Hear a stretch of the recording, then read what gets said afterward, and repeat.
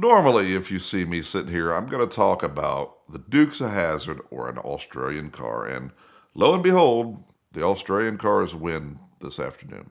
I, of course, have these 5 acres in my backyard and an 82-foot long burnout pad.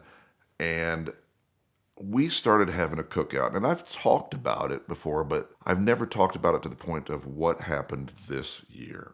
And I have no idea why my wife puts up with my madness, but she usually finds out what I'm up to by the internet or something. And I've always said before, she probably knows I'm talking about her right now. She has a sixth sense that I don't quite understand. But I'm like, hey, babe, we're going to have a cookout again this year.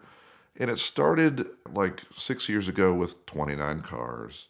And these are all Australian cars, Holden, GTOs, Utes, Caprices, SSs, whatever, and Commodores. And I'm like going, why would somebody like me that lives in the Midwest just love these ridiculous Australian cars?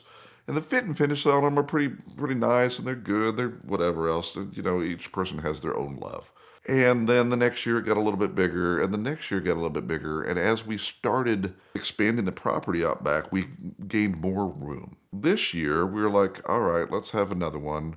And we always cook for everyone, and we always, you know, give away a car every year. We raffle things off and donate things and, make the world a better place just by being a car enthusiast guy. We set the date. It's always Labor Day weekend, and people are like, oh, I can't wait till Travis's cookout.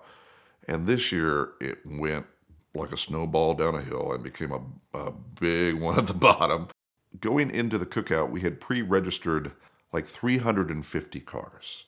And we're like, there's no way that 350 cars are going to show up. But then we always have to think about bathrooms and traffic control and everything else.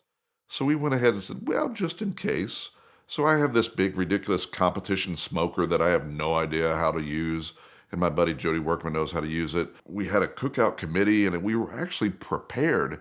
And my buddy Dan Dillon like AutoCAD'd the backyard and then put stripes in it. And he literally striped my backyard for 350 cars. And it was crazy. And of course, 0% chance of rain in Indiana means it's going to rain sideways at about 10 a.m. And of course it did.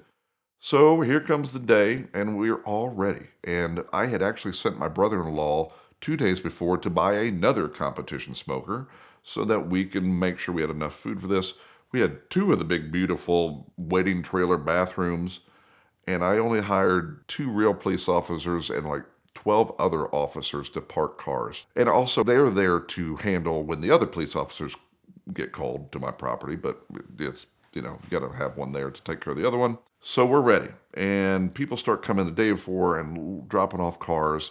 Rob Pitts came in town, and then I got a call about a week before from Dustin from Mischief, and he goes, hey, I'm not going to do a rally. I want to come see this Australian car show. And I'm like going, I have not seen Dustin in 20 years. And I'm like, please come.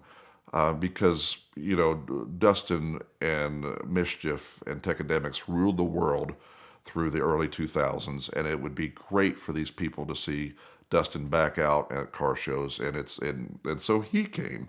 And we have all these different people and all these from all over the planet. And the furthest driven was like people coming from Montana. So here we go. Labor Day weekend. We're ready for them. And we have everything lined out.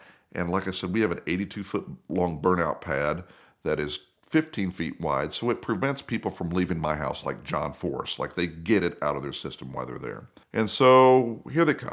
Cars coming in, cars coming in, cars coming in. And we hit about 275 cars in my backyard at about 2 p.m. So our total count was 319. So we ended up feeding over 700 people. And then it's time to give away the car. And we got Rob Pitts on the microphone, and we gave Dustin a microphone, and, claps all the way around, and all the people that were there for all the sponsors and everything. If you drove the furthest, I would give you gas money. And this guy came from Montana towing a ute, so I gave him $500 in gas money because he had a big diesel truck. If you got a speeding ticket on the way to my event, I paid for it. And all you had to do is produce the ticket. And I looked around and I said, nobody out of 319 Australian cars, not one person got a speeding ticket. So I said, then on the way home, if you get one, Rob Pitts will take care of it for you. Lo and behold, there was a guy that actually produced a ticket, and I took care of that for him.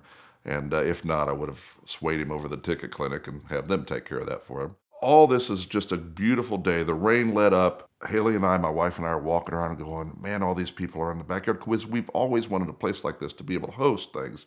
And everybody knows where I live. I mean, if you drive past, you're like, man, what is going on in the backyard? And people are on like the next door app going, what is going on Bluff Road? Like, it's crazy. So it's now time to give away prizes. We've had such a good time, and we're raising money, and it's, we're figuring out what charity. We normally donate it all to the Mac Miller Fund, and that's what we decided to do again this year. And no one's burnt out and blown up, and we've generally a pretty good time.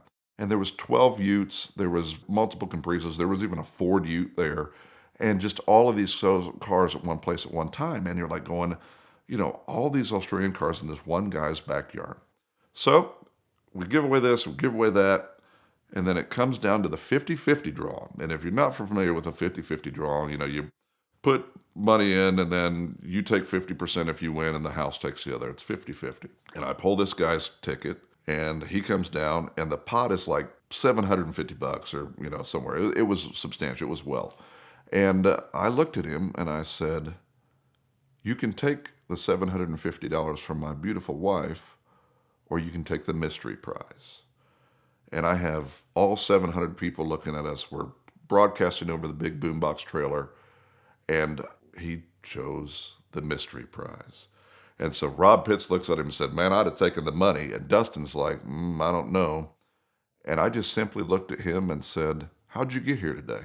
And I said, do you have a way to get another car home?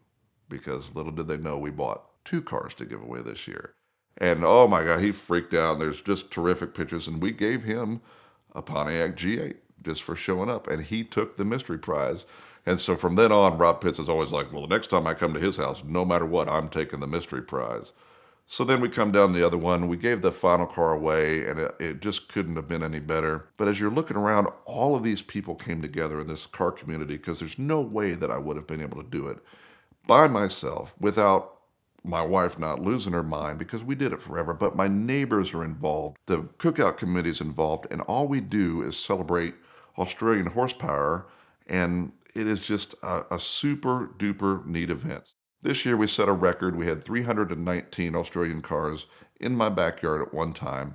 And for those of you who aren't familiar with these Australian cars, Holden is a General Motors product. Holden disbanded in 2017, but they always had a couple of them that were not available in the U.S. So the Pontiac G8 is a VE Commodore, and the Chevy SS is a VF Commodore. And that's it. But they made a wagon version.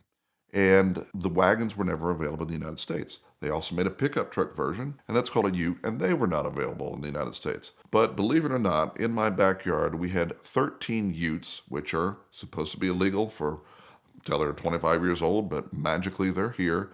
We had 2 wagons, and we've never had a wagon here in the whole time. I mean, we set records for the amount of cars in the backyard and the amount of Australian cars. But if everybody's like, oh my gosh, ICE is coming to pick the cars up, they had a hell of an opportunity to wipe a few of them out off the map, but you ask for forgiveness before you ask for permission. And everybody got home, no problems, no whatever, but, for a guy who always wanted to host his own cookout or his own car show, we do it all at the same time, raise a little money, and we'll do it again next Labor Day. And I don't know, hard telling, we'll probably have 400 cars in the backyard this time. Whether you see the car in person or buy it sight unseen, when you buy a pre-owned car, you need to get an inspection done by a qualified professional. And the nationwide network of trained inspectors from the Lemon Squad is the best way to accomplish that. They give you a great deal and a great bit of information about any car you're looking at very quickly. They've been supporting VINwiki now for 2 years, and I use them personally because when I'm buying a car, I need to know the full story. So check them out now at the link in the description below and use the code VINwiki for 10% off, and never buy a used car without the Lemon Squad.